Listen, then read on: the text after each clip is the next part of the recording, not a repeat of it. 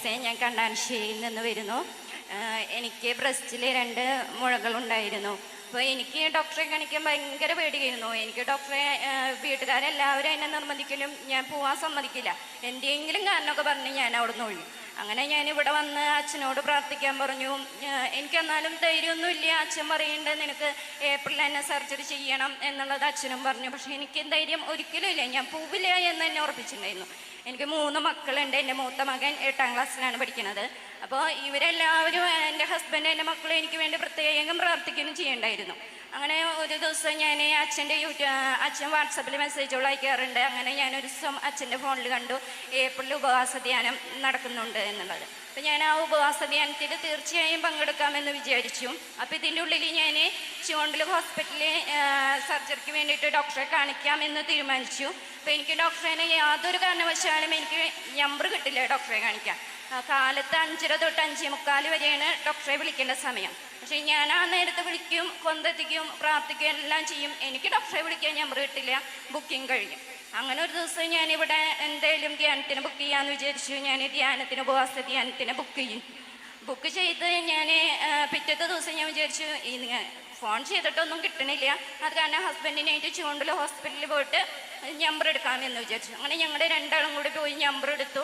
അവിടെ ചെന്നോടുമ്പോൾ അവിടുത്തെ സിസ്റ്റർ എനിക്ക് നമ്പർ തന്നു. അന്ന് ഉച്ച തിരിയുമ്പോൾ 4 മണിക്ക് കാണിക്കണമെന്ന് പറഞ്ഞു. അങ്ങനെ ഞങ്ങൾ അന്ന് ഉച്ച തിരിഞ്ഞ് ഡോക്ടറെ കാണിച്ചപ്പോൾ ഡോക്ടർ പറഞ്ഞു ഇത് എമർജൻസി, നമുക്ക് സർജറി ചെയ്തേ പറ്റുള്ളൂ എന്ന് പറഞ്ഞു. അങ്ങനെ ഞങ്ങൾ 24-ാം തീയതിക്ക് സർജറി ബുക്ക് ചെയ്തു. ഞങ്ങൾ വീട്ടിലേക്ക് പോകുന്നു. അതിൻ്റെ ഇടയിൽ ഞാൻ ഇവിടെ ഉപവാസ ധ്യാനത്തിൽ പങ്കെടുക്കുകയും ചെയ്തു. ഈ ഉപവാസ ധ്യാനത്തിൽ പങ്കെടുക്കുമ്പോൾ നമ്മുടെ റോസാനസ്ക മാതാവിൻ്റെ ഒരു പ്രത്യക്ഷപ്പെടലുണ്ടായി. അമ്മ എന്നോട് പറയുകയുണ്ടായി, തീർച്ചയായും നീ പോയിട്ട് ഇത് ഓപ്പറേഷൻ ചെയ്യേ, ഞങ്ങൾക്കിത് യാതൊരു കുഴപ്പമുണ്ടാവില്ല എന്ന്. എന്നാലും എനിക്ക് വിശ്വാസം അത്ര ഉണ്ടാവാണ്ടാവും. ഞാൻ ഇവിടുന്ന് പോയി കഴിഞ്ഞ പിറ്റത്തെ ആഴ്ച എനിക്ക് സർജറിയാണ്. മെയ് 24-ാം തീയതി രാത്രി 8:30 എൻ്റെ സർജറി. അപ്പോൾ തിയേറ്ററിൽ കയറുമ്പോൾ ഡോക്ടർ പറഞ്ഞു, സോണിയ ഇത് ഭയങ്കര വലിപ്പമുള്ളതായത് കണ്ട് ഭയങ്കര വിഷമമുണ്ട് സർജറി, എന്നാലും നമുക്ക് ചെയ്യാമെന്ന് പറഞ്ഞിട്ട് എന്നെ തിയേറ്ററിൽ കയറ്റിയാണ്. അപ്പോൾ എനിക്ക് നല്ല പേടിയുണ്ടായിരുന്നു. ഒരു ടെൻഷനുള്ള കാരണം കൊണ്ട് സർജറി സക്സസ് ആവുമെന്നും അത്ര ഇതുണ്ടായിരുന്നില്ല. ഞാനിവിടെ അച്ഛനെ വിളിച്ച് പറയുകയൊക്കെ ചെയ്തിട്ടുണ്ടായിരുന്നു. മധ്യസ്ഥ പ്രാർത്ഥനയിൽ പ്രത്യേകം പറയാൻ പറഞ്ഞിട്ടുണ്ടായിരുന്നു. അങ്ങനെ സർജറി ചെയ്തു. എനിക്ക് 8:30 എന്നെ സർജറിക്ക് കയറ്റിയിട്ട് 10 മണിയായിട്ടാണ് എനിക്ക് സർജറി കഴിഞ്ഞു എന്നുള്ളത് എൻ്റെ വീട്ടുകാരോട് പറയണത്. അപ്പം എൻ്റെ അമ്മയ്ക്ക് എനിക്ക് വേണ്ടി പ്രത്യേകം കൊണ്ടെത്തിക്കുന്നുണ്ടായിരുന്നു. അഭിഷേക മാതാവിനോട് പ്രത്യേകം പ്രാർത്ഥിക്കുന്നുണ്ടായിരുന്നു. അത് കഴിഞ്ഞ് സർജറി കഴിഞ്ഞു. ഒരു കുഴപ്പമില്ലാണ്ട് എനിക്ക് ഓർമ്മയൊക്കെ വന്നു. ഞാൻ പിറ്റേന്ന് തന്നെ ഞാൻ ഡിസ്ചാർജ് ചെയ്യും. ഡോക്ടർ പറഞ്ഞു സർജറി കഴിഞ്ഞു. പിറ്റേന്ന് എന്നെ കാണാൻ വരുമ്പോൾ അവിടെയുള്ള നേഴ്സുമാരെല്ലാവരും പറഞ്ഞു, സോണിയയുടെ മോടം ഭയങ്കര വലിപ്പമുള്ളതാണ്, ഞങ്ങൾക്ക് നല്ല ടെൻഷൻ ഉണ്ടായിരുന്നു എന്ന് പറഞ്ഞു. അത് കഴിഞ്ഞ് ഡോക്ടർ വന്നിട്ട് റൗണ്ട്സിന് വന്നപ്പോൾ ഡോക്ടർ എന്നോട് പറഞ്ഞു, സോണിയയ്ക്ക് വീട്ടിലേക്ക് പോവാം, യാതൊരു കുഴപ്പമില്ല എന്നുള്ളത് പറഞ്ഞു. അങ്ങനെ ഞങ്ങൾ വീട്ടിൽ വന്നു.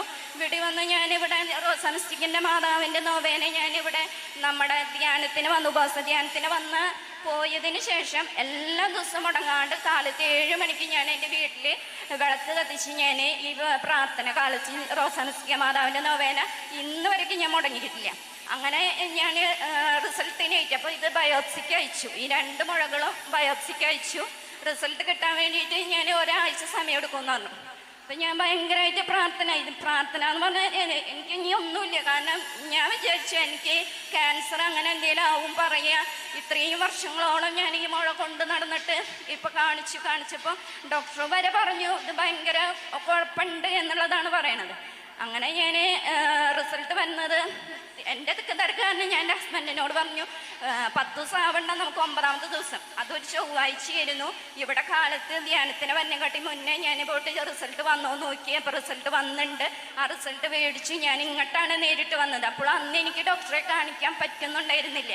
ഡോക്ടർ ഒരാഴ്ച ലീവായിരുന്നു. അപ്പോൾ എനിക്ക് ഡോക്ടറെ കാണിക്കാൻ സാധിക്കാത്ത കാരണം ഞാൻ ഇവിടെ വന്ന് പ്രാർത്ഥിച്ചു. റോസാനസ്റ്റിക്ക മാതാവിൻ്റെ മുന്നിൽ ഞാൻ ആ റിസൾട്ട് വെച്ച് പ്രാർത്ഥിച്ചു. എന്നിട്ട് ഞാൻ തിരിച്ച് വീട്ടിലേക്ക് പോയി. കഴിഞ്ഞ ആഴ്ച എനിക്ക് ഡോക്ടറെ കാണിക്കാം 1 മാസമായി. അപ്പോൾ ഞാൻ ഡോക്ടറെ കാണിക്കാൻ വേണ്ടി ഈ റിസൾട്ടും കൊണ്ടുപോയി.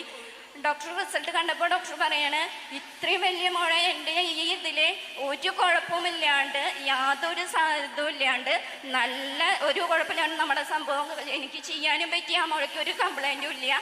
അതങ്ങനെ പോയി, ഒരു കുഴപ്പമില്ല കേട്ടോ സോണിയ എന്ന് പറഞ്ഞു. പക്ഷേ ഡോക്ടർ പറയണ ആ മുഴകൾ രണ്ടും ഒന്ന് നല്ല വലിപ്പമുള്ളതായിരുന്നു. ഡോക്ടർ പരമാവധി ഡോക്ടർ വിചാരിച്ചിട്ടുണ്ടായിരുന്നു അത് ക്യാൻസറിലേക്ക് തിരിയാൻ സാധ്യതയുണ്ടെന്ന്. പക്ഷേ എന്തോ ഒരു അനുഭവം ഇതാന്ന് പറയാം, പ്രാർത്ഥനയുടെ ശക്തി കാരണമായിരിക്കാം എനിക്ക് യാതൊരു കുഴപ്പവുമില്ലാതെ എനിക്ക് ഇന്ന് ഇവിടെ നിൽക്കാൻ പറ്റുന്നത്. യേശുവിൻ്റെ റോസാൻസ്ക മാതാവിൻ്റെ ഏറ്റവും വലിയൊരു സാക്ഷിയായിട്ട് ഞാൻ നിൽക്കുന്നത്. കാരണം എനിക്കത് ഭയങ്കര പ്രത്യക്ഷപ്പെടല പോലെ തോന്നിയത്. എനിക്ക് ഇന്ന് വരയ്ക്കും ഒരു കുഴപ്പമില്ല. എൻ്റെ റിസൾട്ട് കിട്ടി, ഞാൻ ഡോക്ടറെ കാണിക്കില്ല, എല്ലാം കഴിഞ്ഞു. എൻ്റെ 2 മുഴകളും ഒരു കംപ്ലൈൻ്റ് ഇല്ല എന്ന് പറഞ്ഞപ്പോൾ തന്നെ എനിക്ക് അത്രമാത്രം എത്ര നന്ദി പറഞ്ഞാലും എനിക്ക് തീരില്ല. യേശുവേ സ്തോത്രം, യേശുവേ നന്ദി.